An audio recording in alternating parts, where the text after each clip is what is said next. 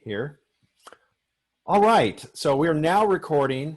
We're going to talk about learning here in just a little bit and why it's important. But before we do that, I do want to kind of canvass the room, canvass the students, and see if there are any questions that you have up to this point, either with the lesson, before we get into our lecture today.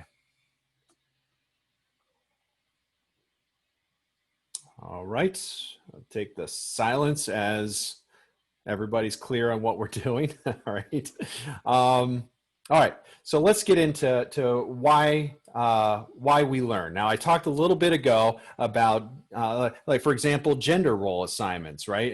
What are our expectations with our role as certain genders? And all these things happen through a process we call learning. Now, why is learning important? If you think of it from an evolutionary standpoint, why is learning important? What do we need it for? What is the function of learning? It's the way we gain knowledge. And so we're aware of the world around us. Gain knowledge and be aware of the world around us. Okay. Any other guesses? Go through different experiences. To get through different experiences? Is that what you said? To go through different experiences. To go through different experiences. Okay. All right. Think about in survival terms. Why is learning important for survival? Think back to caveman days. We need learning in order to know how to, work and maneuver certain things. Okay. All right.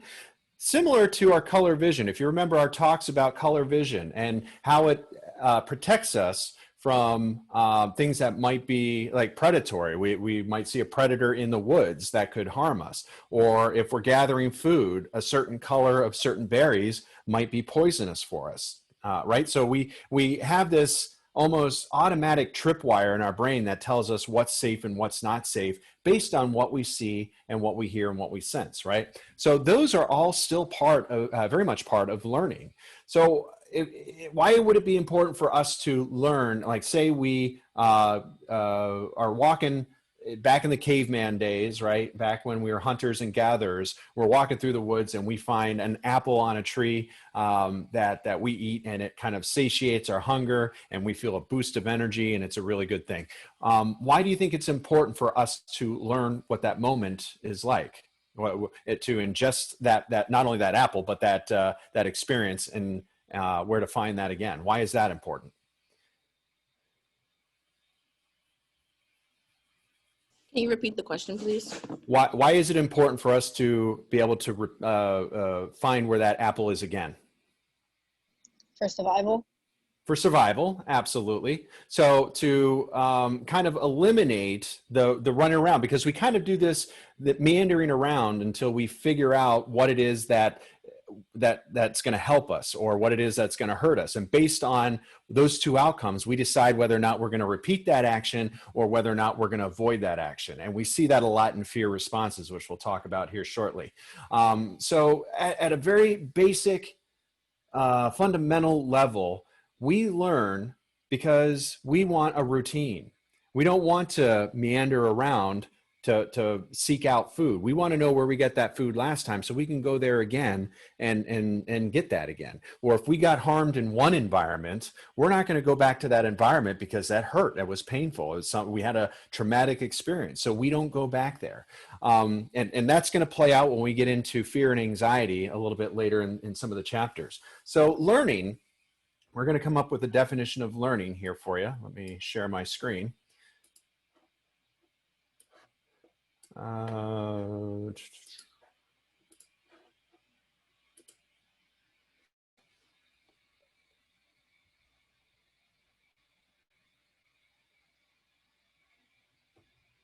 right. So learning, our definition of learning is a permanent change in behavior. Not only behavior, but thought. Behavior and thought due to experience. So what that's saying is that we have an experience in our lives, in our environments, and based on that experience, again, we have one of two outcomes: one that's positive, one that's negative, or maybe even a third one that's neutral. So the one that's positive, we're going to go back to that because we want that good feeling, we want that reward. Or one that's negative because or we stay away from one that's negative because that's something that we found is not helpful to us or hurts us. Or one that's neutral, in which case we're going to continue to walk around, meander around until we find something that's either positive or negative, right? And that's kind of just automatic how we function. So before we get into that, I'm going to play a quick video for you. Let's see if I can find it on one of my 20 million screens. I know I got it here somewhere, so bear with me. All right.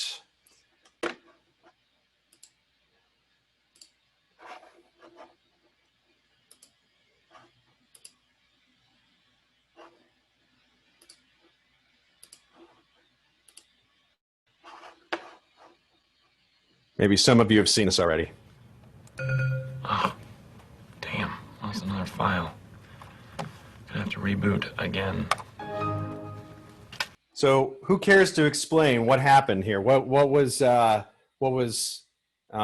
Jim doing to Dwight? Jim classically conditioned Dwight to make his mouth to salivate every time he hears the sound and reach for a mint. Okay, yeah.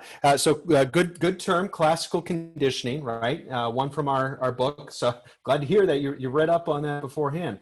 So who was the founder of classical conditioning? Who posited classical conditioning at an earlier time? Pavlov. Ivan Pavlov. All right, what is happening with my screen? Oh no. Oh, there we go. All right, can you all see that? Yes. Okay, good. So Ivan Pavlov, back around the turn of the century, about 1900, he was a Russian physiologist, and he was the first to discover that there is a direct link between feeding our physical sensations and linking that to something that was not previously linked. And he called these stimuli and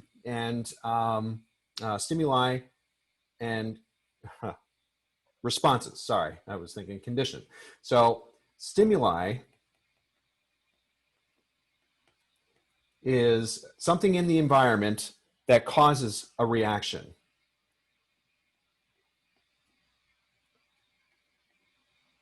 And it could be a reaction in a behavior, a biological reaction, whatever. A response is an action or behavior or thought in reaction to the stimulus.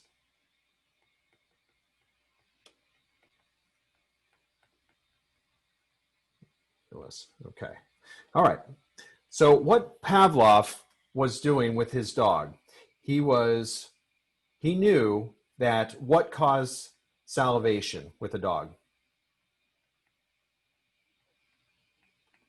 What caused the dog to salivate? What causes a dog to salivate? Food. Food, right? So the presentation of food leads to salivation, right? Makes sense. No mystery there. There's really nothing really overwhelming about knowing that. We all kind of know that, right? We salivate to food, right? So what he noticed, and it was just by mistake, that whenever a sound was produced, and he experimented specifically with the bell. So prior to feeding his dog, he rang a bell. And then fed the dog, at which point the dog salivated. All right? Makes sense, right? Dog's still tied with food. So he moved it, he repeated this action over and over and over until he got to the point where he was able to eliminate food altogether. And what did he find happened with ringing the bell? The dog salivated, right? So he thought this is a wonderful discovery, and he started experimenting with other ways, and he came up with what we know as, and please be aware of these terms, neutral stimulus, or NS,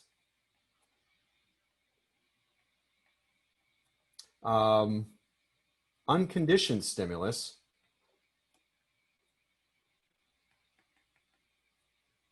or you might see it in your book as UCS or US. Either one is perfectly fine.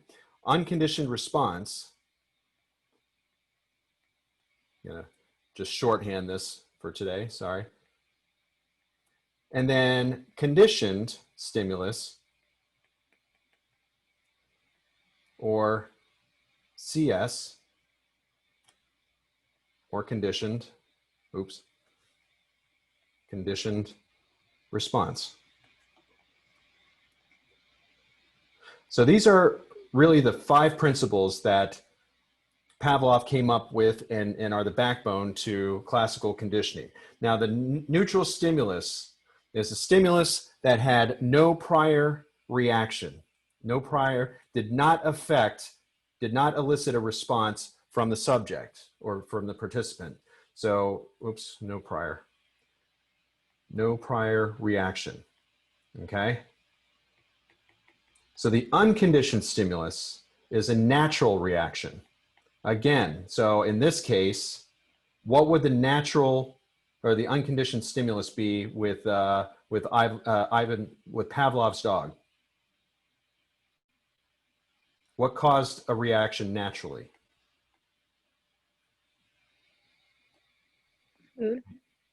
Food, right? Food. What caused a reaction? What did not cause a natural reaction? The bell. The bell, exactly. What was the reaction?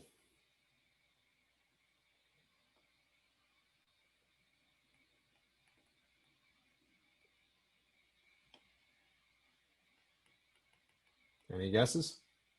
Salivation. Salivation, exactly. And of course, the conditioned stimulus is most easily defined as the neutral stimulus plus the unconditioned stimulus. And that equals the conditioned stimulus, okay? So now we have the conditioned stimulus as what?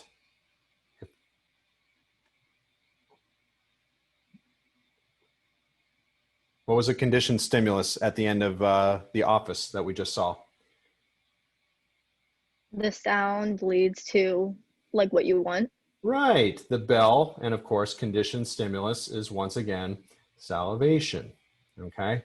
Now, it's really important to understand that classical conditioning, and we're going to talk about operant conditioning on Friday, but classical conditioning is very specific to our biological drive. So when I talk about classical conditioning, we're looking at hunger, satisfying, satiating hunger, satiating thirst, satisfying reproductive needs, or the procreation, if the need to have sex. That would speak to that. It might have to do with inducing fear responses. We talked about sympathetic nervous systems, right? Our heart rate increases, our breathing becomes labored, we get tense, we get headaches, we become hypervigilant, right? These are not pleasant reactions within our body. And when we get to motivation, we'll talk about that, the drive reduction theory, where we try to reduce that unpleasantness in our life. And in order to do that, we avoid certain things that cause that. And that's also due to classical conditioning, okay? Because something that didn't normally create a fear response now creates a fear response, and now we have an avoidance situation. All right, so those are the terms. I do want to go through a couple examples with you to see how well we got these, because this is going to be part of your homework assignment for this week. So I did want to go through and see how you do, see if you got this, okay? So bear with me. Posture.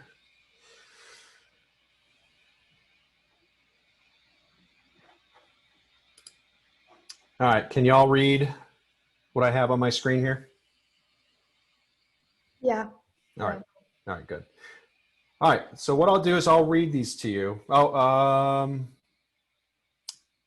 Before, actually, I'll wait till I get to the example. I had two more terms that I wanted to share with you, but I'll get to those here in a minute. All right, so what I'd like to do is see if we can identify the neutral stimulus, the unconditioned stimulus, the unconditioned response, the conditioned stimulus, and conditioned response. Okay, so in this case, Geraldine had an automobile accident at the corner of 32nd and Cherry Avenue. Whenever she approaches the intersection now, she begins to feel uncomfortable. Her heart begins to beat faster, she gets butterflies in her stomach, and her palms become sweaty. She experiences anxiety and fear. All right, so I always find it's helpful to work backwards in these cases, especially any of you that are going into the field of psychology or social work or anything that you're dealing with any kind of trauma or fear or phobia. I always like to work backwards because we know what's being presented here. For example, what is the reaction that Geraldine is presenting to us? Pretend she's a client coming into your office and she says, what? What is her reaction currently? Fear. Fear, anxiety, right? Anxiety and fear. Okay, so naturally, we're going to ask, well, where did this come from? What causes anxiety and fear? In therapy, we would consider this a trigger.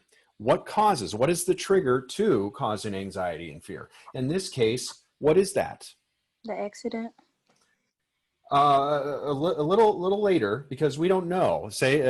We haven't asked that question yet. What's causing her to feel fearful currently? The intersection. Intersection, approaching the intersection, right? Approach intersection. Okay. So that's what we know. Let me ask you, does an intersection usually cause a person to feel anxiety and fear? Is that normal? No. Right. So what else, what can we call this intersection other than the conditioned stimulus right now? If it's not something that normally causes a reaction, what can we say that's called? The neutral stimulus. Neutral stimulus, absolutely. So the intersection of Cherry, was it Cherry and 32nd, right? So the intersection was the neutral stimulus because that didn't normally cause any kind of fear or anxiety. So now we're talking to them a little bit more and we're delving a little bit deeper into why. Why does this intersection cause so much fear and anxiety? And we learn that a couple weeks ago or a couple months ago, she had an accident in that intersection. So what would that be? Would that be the stimulus or the response? Stimulus. Stimulus, absolutely.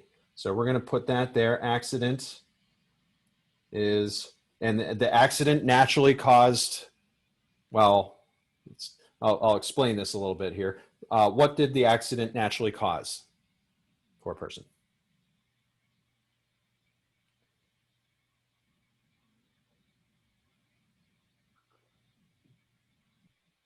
Anybody? The fear and the anxiety. Most specifically, injury, right? Which leads to anxiety. We all have anxiety. It's a built-in mechanism for us to stay away or avoid things that hurt us, things that harm us. All right. It's built in, it's hardwired into us. So if something previously had caused something to injure us, then we anticipate that action or anything associated with that to happen again. Right. That's very true. Have any of you, I was going to ask if any of you have ever gotten sick off of something. I think I did ask that before, but I think we cover this in here. So I'm going to stay away from that for now. Does that make sense? Any questions or comments before we move on to the next one? Okay. All right. Very good. So let's see here. Let me see if there's another. That one's a tricky one. Yeah, let's start off with Bill visiting a restaurant. Maybe some of you can relate to this. Okay. So Bill visited a restaurant in the beginning of November and ordered a chicken. Afterwards, he became extremely sick and nauseated. Ever since then, he has been unable to even think about chicken without becoming nauseated. He went home for Thanksgiving and his mother has cooked a golden brown turkey. He was quite surprised to find that he felt slightly nauseated to the smell and sight of the turkey. However, he didn't feel nauseated to the smell or sight of the roasted duck his cousin brought for the dinner. All right, so what's going on here? What do we got? Let's see, we got our NS, our unconditioned stimulus, our unconditioned response, unconditioned, man, getting ahead of myself. All right, try this again. Conditioned stimulus, conditioned response. All right, so what do we got here? Who wants to take a crack at it? What do we got for, go ahead. Would the neutral one be smelling the chicken? The neutral, okay. Well, we got a couple things going on here, but yes. So turkey, we'll say turkey and chicken, okay? Because why? Turkey and chicken don't normally make people sick, do they, right? So what's the conditioned response here, would you say? Nauseated. Nauseated, absolutely. Okay, nauseated to what? The smell. Okay, the smell. What will we put that as? What will we label that? Would it be unconditioned stimulus or unconditioned response? Unconditioned means that it naturally happens. So does the smell of turkey or chicken normally elicit people feeling sick? No. Right. So we would look at that as a, who wants to guess? Is it CS? Conditioned stimulus, exactly. So smell, even the thought, I think he said, right, of chicken or of turkey, sorry. Okay, absolutely. So what happened here naturally? What caused, and again, think back to the previous one, nauseated, he became, okay. So what is the unconditioned stimulus and response here? Who wants to take a crack at it?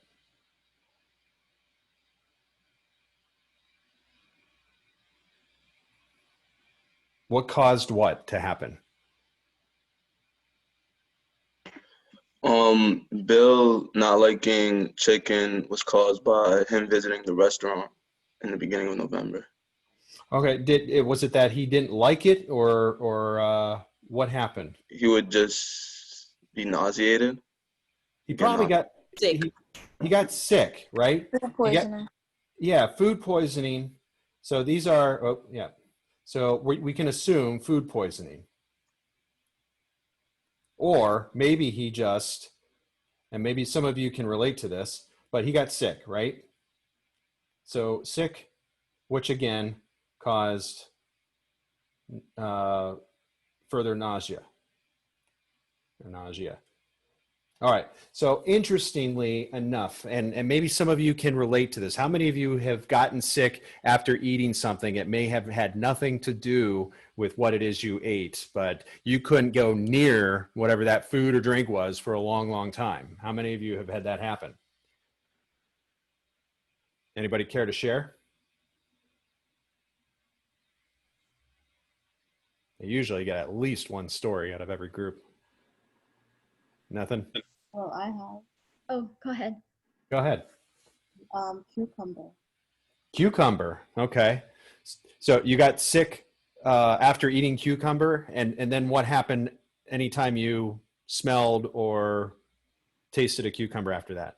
So in the beginning, I think I didn't have, I mean, the greatest uh, experience with cucumber. When I was a kid, I used to get that in my lunch.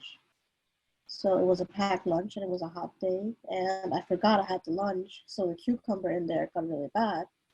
So it wasn't after like just eating it, but then after I opened the container and I smelled it, um, and like previously that day I did have cucumber. So Ah. after having that and then smelling that later on that day, I got sick from it, and now I can't even stand looking at a cucumber. I can't stand seeing it in a salad. I have to always pick it out. Oh, wow. Okay. Even today, many years later. That's like 20 years ago. Oh, wow. Okay. All right. And that happens. That happens. And it's almost a hardwire as to how that occurs, because within our brains, and if you remember back to the biology, where the physical location of the olfactory bulb, which is responsible for your taste and smell, is co-located with your hippocampus, which is responsible for your long-term memory. So what happens is when we get sick off of something, our pons is activated. We have this violent reaction throughout our body to the point where, you know, we try and get rid of that item. So what is coincidentally happening is our mind is programming that smell and that taste into our long-term memory. Because of why? Why is that important from an evolutionary perspective? Because we deem that as poison, and anything we deem as poison, our mind biologically rejects. It does not want anything to do with it, doesn't want to taste it or even be around it again. I had a very similar experience where I had gotten sick off of, I think it was just a stomach flu. It didn't have anything that was going around. But prior to me getting sick, I had drank orange juice. And I don't know if any of you have ever gotten sick around having orange juice, but orange juice is very acidic. It smells, you can smell it. So it's not an easy thing to just stay away from. But for the longest time, I think almost a year after, I couldn't even smell orange juice without getting nauseated. But that's a self-defense mechanism. That's a trigger within a biological trigger within our brain that causes us to reject even being around that because we've deemed that as poison. So pretty interesting, right? So in addition, and I do want to use this as an example to give you two other terms. Generalization, generalization, and what was the other one here? Discrimination. I think I may have spelled that wrong here. No, discrimination. All right. So generalization happened here also because what's his name? Did Bill get sick off of chicken?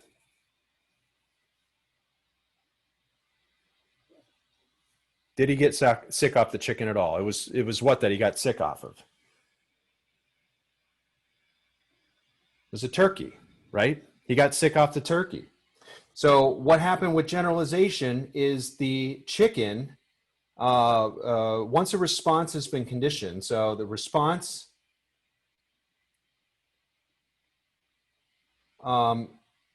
is, let's see, well, I'll say is elicited. Response is elicited to similar properties. So for example, in this case, properties, sorry. In this case, a chicken probably smells to Bill very similar to a turkey, and it looks similar to a turkey, all right? So he's going to associate the chicken with what his response was to a turkey, which is going to cause him to get nauseated. That's generalization. For example, I knew somebody who had really bad allergies to the point where even the thought of spring would make this person sneeze. You could put up a picture of a flower and it would cause that person to sneeze. Their biological system was triggered just in any thought, in any way, any relation to flowers or spring or anything that would make that person sneeze, right? So that's generalization. Now, discrimination is the the ability to distinguish Distinguish. Man, spelling's awful today. One stimulus from another like one. So in this case, in Bill's case, what was he discriminating? So chicken, he was generalizing. What was he discriminating? Turkey. The duck, right? The duck wasn't making him nauseous at all. He had no reaction to that whatsoever. So in that case, something similar in properties, he's able to differentiate. Okay, does that make sense? All right. Let's try one more here. Okay. While caring for a friend's dog, are y'all getting this, or do you want to try another one just to kind of solidify? We can try one more. Okay, let's do one more. Again, this should help you with your homework. While caring for a friend's dog, you notice that it displays fear-like posture as you roll up a newspaper. You try this several times more, and become convinced that the dog is generally afraid of rolled up newspapers. You must infer on your own what happened to make this dog afraid. All right, so let's kind of go through this by the numbers. US, UC, oh, I'm sorry, I keep doing UC. I think I keep wanting to do UCR, UR, CS, CR. All right, so what is the behavior that we're looking at? What's the condition response? Who wants to take it? The fear-like posture the dog has. Okay, the posture or fear, right? What's causing the fear? The rolled up newspaper. Paper, the rolled up paper, specifically. Is that a normal response for a dog? You roll up a newspaper and it shows fear-like posture. No. So what is the rolled up paper in this case? The neutral stimulus. Right. Rolled up paper. Now, many of you that are going into psychology or social work or even education, you're going to experience this a lot because we don't have all the answers, do we? We can make inferences as to what's occurring here. So what would we assume is happening? What is the unconditioned stimulus, would you suspect?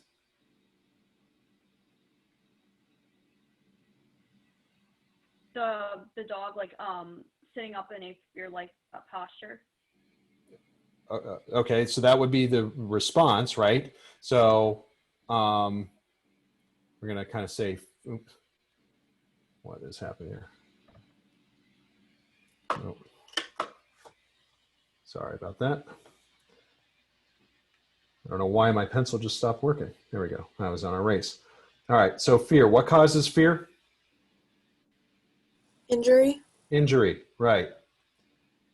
So what can we assume happened? Why is the dog afraid of paper? Maybe his owner. It was probably hit, right? Or injured. Hits, right. Absolutely. So that would be an assumption that we're making. Of course, we would, maybe talk to our friend and let them know what's going on and hope that they're not the ones beating their dog senseless to the point of fear of a rolled up newspaper, right? All right. Do you all get this? Does this make sense? Yes. Yeah. Okay. Good. So generally that in a nutshell is classical conditioning. We're going to cover operant conditioning. The one thing I want you to focus on with classical conditioning is that the stimulus happens before the behavior. Okay, so everything happens ahead of the behavior, and then once the behavior changes, we still reinforce that with like Pavlov did with his bell. He just continues to pair that bell with the stimulus to elicit behavior. When we get into operant conditioning, we're going to see the opposite. We're going to see a behavior that sometimes occurs even happenstance, and leads to a consequence. Sometimes pleasant, sometimes not so pleasant. But we'll talk about that Friday, okay, with operant conditioning. Any questions or any thoughts on what we covered today? How'd y'all like the demonstration? Did that help you out as far as understanding classical conditioning? Yes, it definitely did. The exercises helped a lot. Okay, and you'll have this exercise in your assignment for this week as well. And keep in mind this stuff is going to really come into play a little bit later when we talk about fear and overcoming fear, because they're going to be making a lot of changes to somebody's environment in order to reduce that fear response. So that's coming, especially when we get into mental health. All right, any questions for me at all? Okay, I'm going to stop recording.